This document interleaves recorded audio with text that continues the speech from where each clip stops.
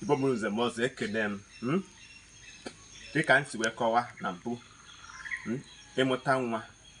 zụọ ya ọfụma ọ nọfụ n'ụbọchị nke taa na ya abịago ka anyị mee ife anyị ji were dị ebube a na-aza mbara na blood anaghị aza mbara maka iji ha afọ ụdị ihe dị otu a ife ka a na-akpa akpata anyị nọcha blood anyị bata anyị etinye nke anyị ngwa nke ọ nọfụ ka o si ada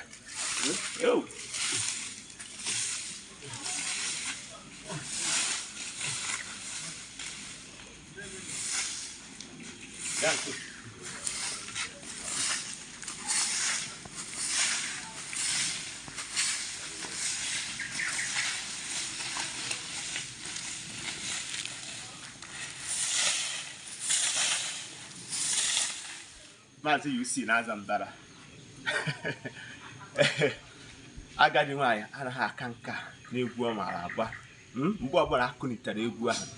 ọ gbakwanya bụ ife anyị maka anyị na-eme ọdịbendị na-arụsi ọrụ ike Igbo bụ nze m ọzọ na-esonyere m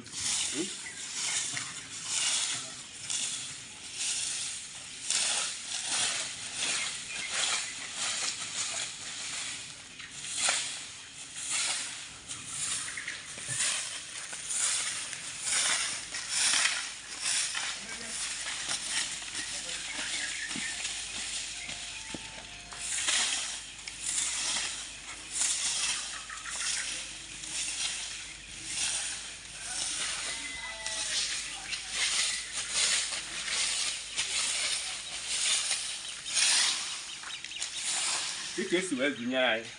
ọ bụrụ na ya zacha mbara a na-ekpo ya ekpo ka ngosi ya bụ ife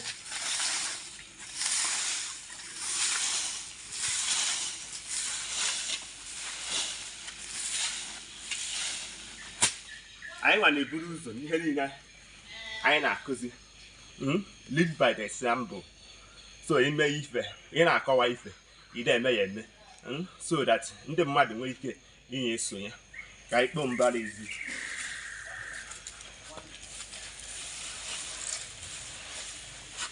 efu ya bụ ihe nke bụ ihe a zapụtara ikee ya n'ubi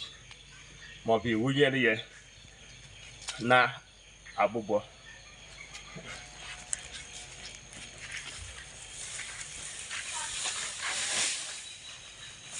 ọ na-afụgo ya